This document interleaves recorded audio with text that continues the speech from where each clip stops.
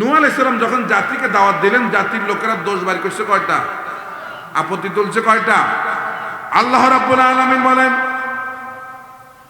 فقال الملأ الذين كفروا من قومه ما هذا إلا بشر مثلكم يريد أن يتفضل عليكم ولو شاء الله لأنزل ملائكة ما سمعنا بهذا في آبائنا الأولين। তারা এক নম্বরে নূহ আলাইহিস সালামের ব্যাপারে যে দোষ তারা বলল আপনি তো আমাদের মতো একজন মানুষ, আপনি যদি নবী হইতেন তাহলে তো আপনি ফেরেশতাদের মধ্য থেকে হইতেন। এই কথাটা কিন্তু আমাদের নবী মুহাম্মদ সাল্লাল্লাহু আলাইহি ওয়াসাল্লামকে মক্কার কাফেররা বলেছিল, মালে হাদার রাসূল, এটা আবার কেমন রাসূল? আমাদের সঙ্গে বাজারে যায়, আমাদের সঙ্গে বিভিন্ন জায়গায় যায়, আবার বিবাহ শাদী করে, এইটা আবার কেমন রাসূল? রাসূলকে তারা কথা বলতো নি। তাদের চিন্তা হলো রাসূলরা হবেন ফেরেশতাদের মধ্যে থেকে, তাদের কোনো বিবাহ শাদী থাকবে না, সন্তানাদি থাকবে না। আজকের জামানার দিকে তাকায় দেখেন, মসজিদের ইমাম সাহেবের সঙ্গে এলাকাবাসী এমন আচরণ করে, তারা বলে ওরে হুজুর আবার বুঝি বিয়ে করছে, হুজুরের আবার ছেলে মেয়ে হয়েছে, ইন্না লিল্লাহ, দেশ শেষ। হুজুরের সন্তান হয়েছে, আহা হুজুর তো শেষ। বলেনি আপনার প্রতিদিন আপনি বাড়িতে যান, কিন্তু হুজুর যদি সপ্তাহে একদিন যায়, এই সভাপতির মাথা গরম হয়ে যায়। হয়নি? কথা বলেন না কেন? মিয়া সাহেব আপনার নামাজের দায়িত্ব দিয়েছে হুজুরের বিবাহ শাদী দরকার নাই, তার দরকার 60টা মেয়ে, ঠিক কি না? যদি চালাইতে পারতো, যদি আপনারা ঠিক মতো বেতন দিতেন তাহলে 60টা করে করতে। আপনারা তো বেতন দেন কত? 3000, 4000, 5000, এরপরেও 6 মাস বাকি, 6 মাস বাকি। হুজুরে কোন এক রাইতে বাড়িতে গেলেই এইবার হুজুরের চাকরি নিয়ে টানাটে, হুজুর কে বলছে আপনার বাড়ি যেতে, আপনার কাজ কাম নাই, নানান ধরনের কথাবার্তা বলে কি না? তাহলে রাসূলদেরকে তারা এরকম অপবাদ দিত। এখন আপনারা বলেন, ফেরেশতাদের মধ্য থেকে রাসূল হইলে ভালো হইতো? কেন হইতো না? দেখেন, স্বামী স্ত্রী ঝগড়া লাগছে, কি লাগছে? লাগে আপনাদের এই রামগতিতে লাগে। ভাত দিতে একটু দেরি হয়েছে, আর বাম হাতে ওই বেচারির দিছে এমন এক থাপ্পড়, বেচারিকে গোলামের ঘরে গোলাম, তোর সংসার আর করবে না। এখন এইটা ভাঙার জন্য চলে গেছে ফেরেশতা মার্কার নবীর কাছে। কার কাছে গেছে? ফেরেশতা মার্কার নবীর কাছে। এখন নবীর কাছে যখন বিচার দিয়েছে, নবী কয় বিয়ে আবার কি, স্বামী কি, বউ কি? কারণ এরা কি বিয়ে শাদী করে?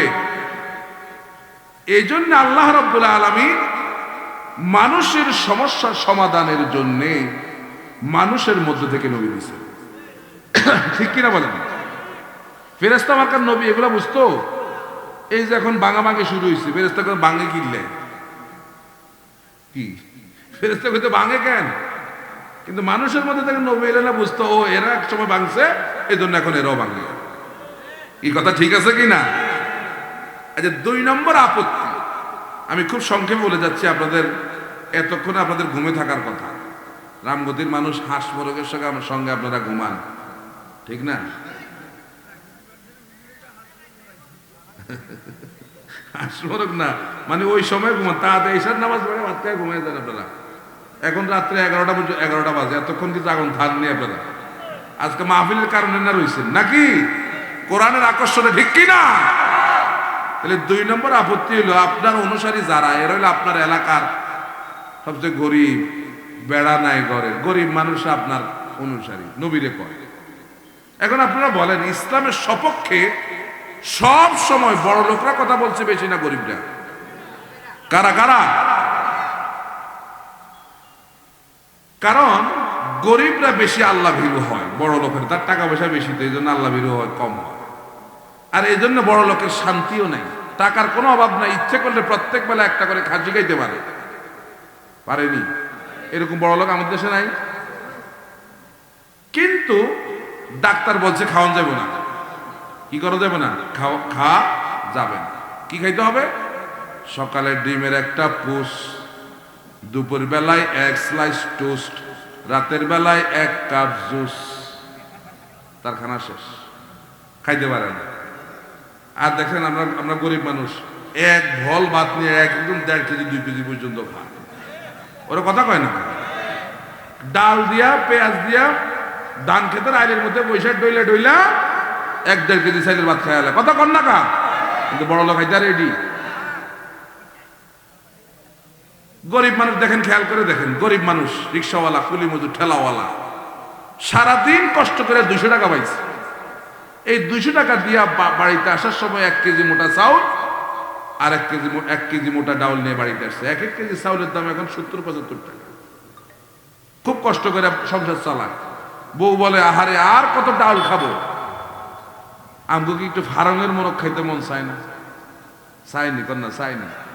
স্বামী কই কেমনে আনবো, আমি পাইছি 200 টাকা আর ফারঙের মোরগের কেজি হইলো 250 টাকা, কেমনে আনবো?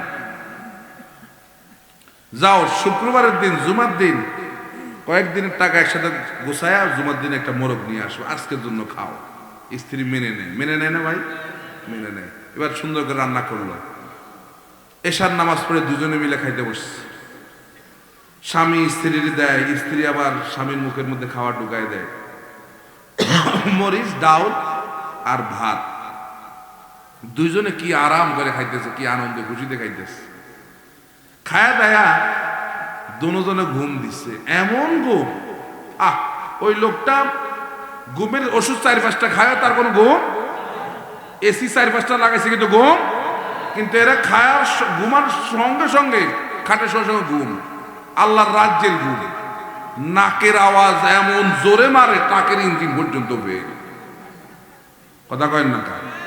তাহলে এই শান্তিটা দিল কে রে ভাই? কে দিল? তাহলে গরিব মানুষের শান্তি আছে না নাই? এই জন্য হাদিসে আসছে ধনীদের 500 বছর আগে গরিবরা আল্লাহর জান্নাতে চলে যাবে। কথা বুঝে আসছে কিনা?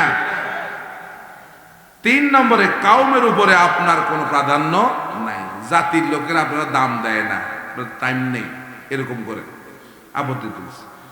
4 নম্বরে, আপনার দাওয়াত হচ্ছে আমাদের বাপ দাদাদের রীতি বিরোধী, বাপ দাদাদের রীতি বিরোধী, অর্থাৎ আমাদের বাপ দাদারা যেগুলো আমাদেরকে শিখায় গেছে আপনি এগুলোর বিরুদ্ধে কথা কন। এই নূহ আলাইহিস সালামের ব্যাপারে তাদের অপবাদ। দেখেন আজকে আমাদের সমাজে আল্লাহ রসুলের শরীয়তের বাইরে আবার আরেকটা শরীয়ত চলে, ওটা হলো মুরব্বীদের শরীয়ত। চলেনি? ওর কথা কয় না, চলেনি। যেমন গাছের মধ্যে ফল আসছে, নতুন ফল, পাশে দিয়ে ঝাড়ু একটা বা জুতা 1 জোড়া লটকে নি। কে বলছে? মুরব্বীরা কইছে। কে বলছে? মুরব্বীরা কইছে। ছোট্ট বাচ্চা আইছে, ছোট্ট বাচ্চা পৃথিবীতে আসছে, আসার পরে এই কপালের উপর টিপ একটা দিছে, দেয়নি? কে বলছে? মুরব্বীরা কইছে। বাচ্চার দাঁত ওঠা শুরু হয়েছে, পুকুরের পাড়ে নিয়ে যায়, কয় ইঁদুর মামা তোমার চিকন দাঁত দিয়ে আমার মোটা দাঁতটা নাও। কে কইছে এটা? মুরব্বী। রাতের বেলা ঘর ঝাড়ু দেওয়া যাবে না, কে কইছে? সোমবারের দিন না, আপনাদেরকে রোববারে না সোমবারে বাঁশ কাটা যায় না? কোন বার? রোববারে বাঁশ কাটা যাবে না, কে বলছে? রাতের বেলা গাছের পাতা ছিঁড়া যায় না, কে বলছে? মুরব্বীরা কইছে। তাহলে দেশে কি কোরআন হাদিসের শরীয়ত নাই, চলতেছে কাটটা। এখন কাফের মুশরিকরা বলে যে এটা আমাদের বাপ দাদাদের রীতি বিরোধী, তার মানে এটা আমাদের মুরব্বীদের কথা। তো মুরব্বীদের শরীয়ত মুসলমানের শরীয়ত না, মুরব্বীদের শরীয়ত কাফের মুশরিকদের শরীয়ত, ঠিক কিনা বলেন? ইব্রাহিম আলাইহিস সালাম যখন জাতিরে বলছে এই মূর্তি পূজা কেন করো, তো আমরা আমগো মুরব্বী করে দেখছি এটা করতে, এই জন্য আমরা করি।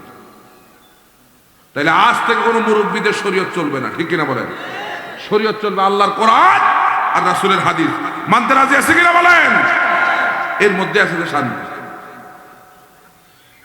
এই সমস্ত কুসংস্কার গুলো সমাজ থেকে দৌড়াইতে হবে। কি বলেন? শনিবারের দিনে, এটা দিন বালা না, শনিবারের দিন কি বিয়ে শাদী হয়নি? এগুলো হিন্দু আনা কথা, এগুলো হিন্দু আনা কথা। মুসলমানের 60টা দিন পবিত্র দিন, ঠিক কিনা বলেন? মঙ্গলবার দিনটা বালা না, কথা কেন? আল্লাহর দিনের হে খারাপ বানাইছে, কি ঠিক কিনা বলেন? এজন্য মুসলমানের কথা হইতে পারে। 5 নম্বর তারা যে আপত্তি তুলল যে আপনি তো আসলে একজন নেতৃত্ব লোভী মানুষ, আপনি দেশের প্রেসিডেন্ট হইতে চান, এই জন্য আমগরে দাওয়াত দেন। নেতৃত্ব লোভী, আপনার লোভ আছে আপনার মধ্যে। নূহ আলাইহিস সালাম জাতিকে বললেন, ইয়া কওমি লা আসআলুকুম আলাইহি মালা ইন আজরিয়া ইল্লা আলা রাব্বিল আলামিন। হে আমার জাতির লোকেরা, শোনো শোনো, আমি তো আমার দাওয়াতের বিনিময়ে তোমাদের কাছে কিছু চাই না। আমার দাওয়াতের বিনিময় আমার রব আল্লাহ আমাকে দেবে। আমি তো তোমাদের কাছে কিছু চাই না, তার লোভ কিসে? প্রিয় ভাইরা আমার, অবশেষে নূহ আলাইহিস সালাম জাতির লোকদেরকে দাওয়াত দিল। 1 বছর 2 বছর নয়, 890 বছর পর্যন্ত জাতির লোকদেরকে নূহ আলাইহিস সালাম দাওয়াত দিল। এরপরে প্লাবন হলো, প্লাবনের পরে 60 বছর নূহ আলাইহিস সালাম পৃথিবীতে বেঁচে ছিলেন। নূহ আলাইহিস সালাম একদিন আল্লাহর কাছে আফসোস করে বলতেছে, রব্বুল আলামিন ক্বালা রব্বি ইন্নী দাআউতু কওমি লাইলাও ওয়া নাহারা। আমি আমার জাতিকে দিনেও দাওয়াত দিচ্ছি, রাতেও দাওয়াত দিছি। আমি আমার জাতিকে দিনেও দাওয়াত দিলাম, রাতেও দাওয়াত। এখন আমরা কি দাওয়াত দেই না দাওয়াত খাই? কোনটা? আমরা কি দাওয়াত দেই না দাওয়াত খাই? আর নূহ আলাইহিস সালাম দাওয়াত দিছে না খাইছে? এখন থেকে দাওয়াত বেশি বেশি দিতে হবে, খাবো কম, দাওয়াত দিব। নূহ আলাইহিস সালাম বলেন, রব্বুল আলামিন আমি তাদেরকে দিনেও দাওয়াত দিলাম, রাতেও দাওয়াত দিলাম, ফালাম ইয়াজিদহুম দুআই ইল্লা ফিরারা। আমার জাতির লোকেরা এখন অবস্থাটা এমন হয়েছে, আমি যখন বাজারের এক পাশ দিয়ে ঢুকি, আমার জাতির লোকেরা অন্য পাশ দিয়ে তারা আমারে দেখে দৌড়ায় পালায় যায়। আর গায়তে আল্লাহ বলেন, নূহ আলাইহিস সালাম যখন বাজারে যাইতেন, জাতির লোকেরা নূহ আলাইহিস সালামের সামনে দিয়া মুখের মধ্যে কাপড় দিয়ে আস্তে করে সরে যাইত। এটা একজন নবীর জন্য বড় অপমানকর।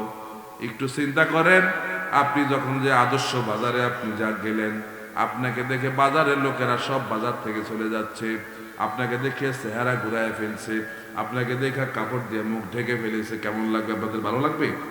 ভালো লাগবে? অথচ নূহ আলাইহিস সালাম 890 বছর পর্যন্ত দাওয়াত দেওয়ার পর জাতির লোকেরা এখন তাকে দেখে পালায়া যায়। জাতির লোকেরা তাকে এখন দেখে চেহারাটা ঢেকে ফেলে।